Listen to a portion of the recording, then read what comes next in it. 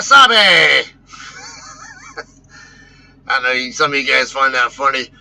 Alright, anyway, I'm going to do a Q&A post on this one here. It's, give you guys something a little bit shorter and always, trying to get a little bit of insight into the trucking industry for those of you guys who are newer to the industry. And what the hell is on my sock? It is driving me nuts.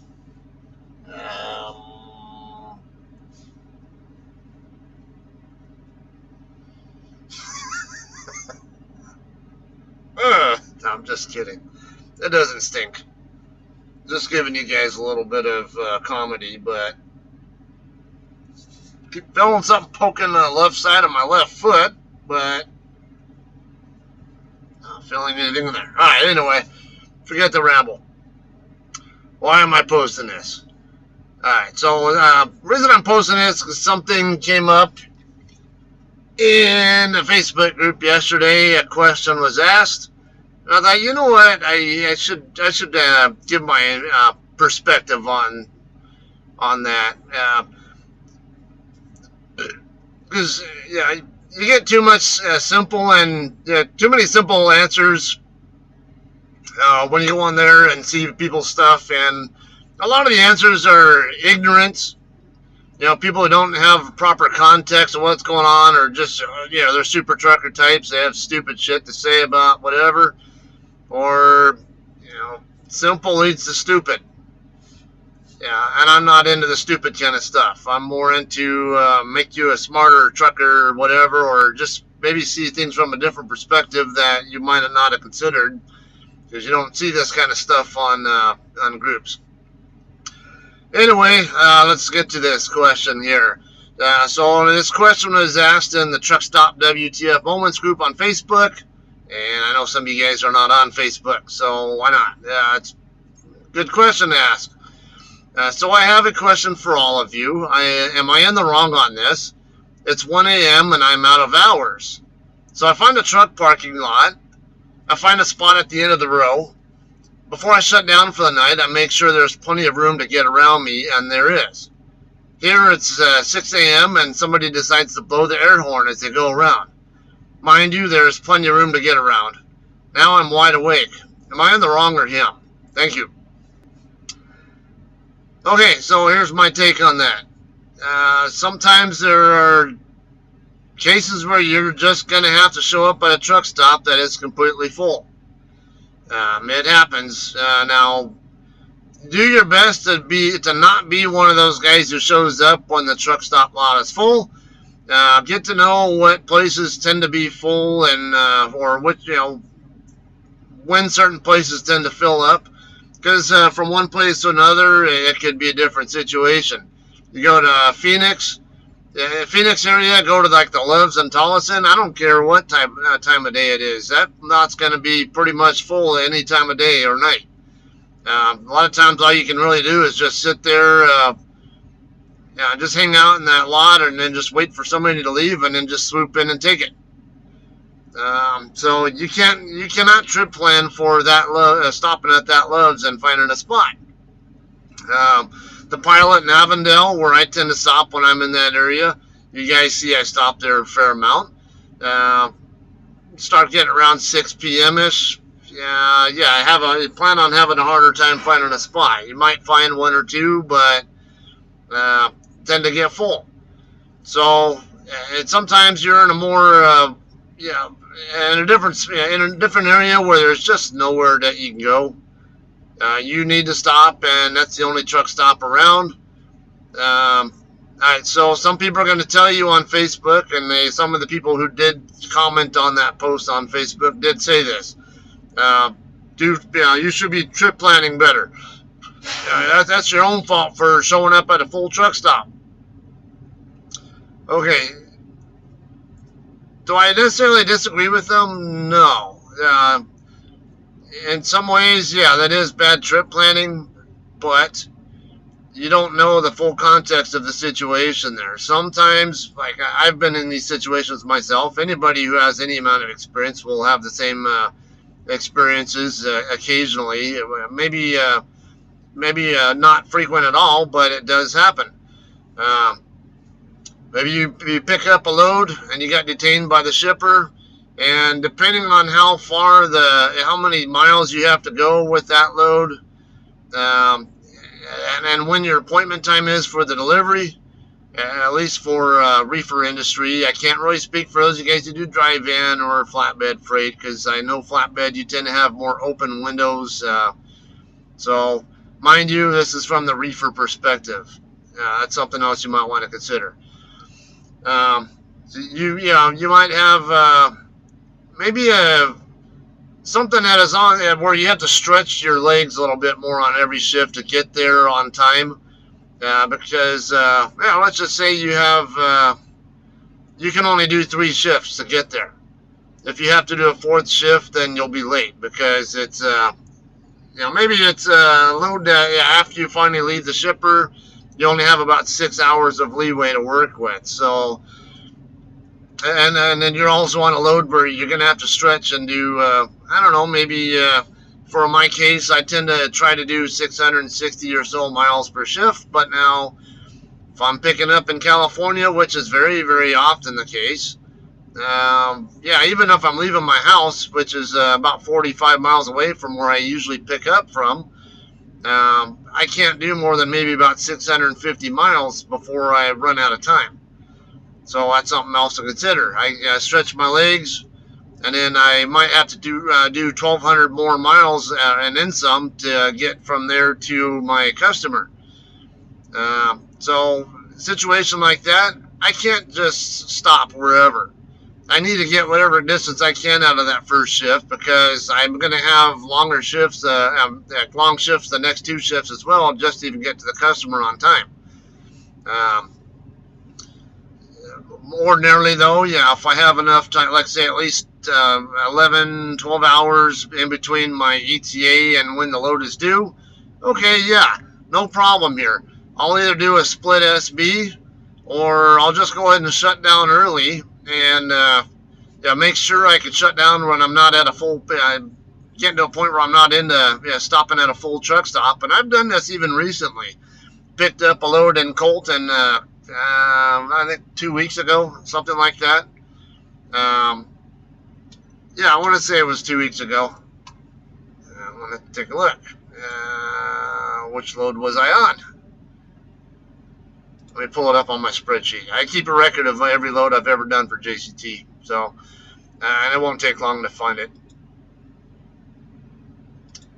All right, no, it wasn't Colton to Temple. It was probably at Colton to Harrisonville in late June. Yeah, I think I had enough time on that one, and and the distance that I had to cover.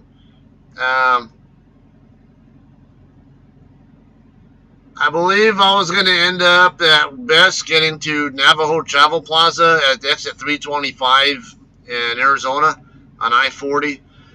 But I was going to get there probably like 11, I think it was about 11 p.m. And I go by there a lot. And usually, and lately, particularly lately, I've been seeing, because I look over there, even when I'm not going to stop there, I look at truck stops to see what's going on. And lately, that place has been like jam-packed full. Every time I go by there at night. So, it's like, I'm not planning on shutting down there. And I ended up stopping early just because I could. And that was, I ended up stopping at the new Pride truck stop in Yucca, Arizona, exit 25. Only because, there was a whole shitload of spots open there when I got there, and I really don't need to go any further, because I can reach Harrisonville on the next 2 shifts after that. It was more of a stretch. Or was it even Harrisonville? I don't even remember. I swore it was somewhere closer than that. I don't know. But I couldn't have been that long ago. That's the only, because Colton to Temple, I took I-10 across, and the only other Colton load I picked up, I ended up, I did it in June, and I dropped it in our Oklahoma City drop yard. Where was that one going? I think that was going to Clarksville or somewhere. I don't remember. But Anyway, I intentionally shut down early to make sure I would not show up at a truck stop that I was pretty sure was going to be full by the time I got to it. Um, at places like that, I don't. I'm less inclined to believe that trucks that are parked in there are there for 30-minute breaks or just a nap or something. You never know, because some of these guys who are parked, they're going to be on a 30-minute break. Some are going to be just taking a nap or something, and they're going to continue the shift they're already on. Um, some others that might have just barely bedded down. Actually, a pretty good chunk of them at night probably just bedded down. And then finally, you get another group, like the midnight runners, and you never know when they're going to leave. They could leave at midnight. They could leave at 1. They could leave at 2. They could leave at 3, whatever. And then come 4 a.m., usually around 4-ish, 4:30, maybe 5, depending on the location, you'll start to see the early birds, as I call them, the solar-powered early birds, starting to pull out of their spots then, and they'll go to the fuel island and start their shift. But someone like me, I tend to like to run in the middle of the night. You never know. They could, like I said, they could be starting their shift at 10, 11 p.m. They could start it at 1. You just never know. And so if you pull into a truck stop that has basically a larger number of spots, there's a better chance you're going to find that somebody is going to leave one of those spots pretty soon. Even if the lot is full, pretty commonly I could just sit there in my driver's seat and sometimes not even wait 30 minutes, and I'll find that somebody pulls out of a spot that I can swoop in and take. But there are other times where I'm tired, where all I want to do is get some rest. Here's another example here. This last winter, I stopped at the Flying J in Big Springs, Big Springs, Nebraska. Just east of where I-76 and I-80 meet up. That truck stop has a lot of spots. I think they said like 700 spots or something like that. Okay, and it was wintertime. There was snow all over the place. Wasn't snowing on me that night, but there was snow all over the place. And I pull into that lot. I drove all over the entire lot. Not one single spot open. Or actually, there was one spot that was open on the very back row, but the way someone else was parked illegally and the fact that I would have had to get myself turned around and I would have had to blindside into the spot, I'm like, no, I'll pass on that. I went all the way around the lot, not one single place where I could actually park. Now, normally I could park sideways on some of these, behind some of the trucks, but when some of them are nosed in and some of them are backed in, and kind of pull through spots facing one way or the other, it kind of doesn't leave me an option. If everybody were to face the same direction in those kind of spots, then the space behind them can get used for made up parking, which I've actually done. Let's say at Cahope Travel Plaza, exit 292 in Arizona. There's a certain row there. It's mostly pull through, basically, and very common. You can have like several trucks parked sideways behind those guys, just to make do with, and they're not in anybody's way. And anybody can pull out of a spot. Anybody can back into a spot that's open, and without these guys affecting anybody. So there are these cases like that.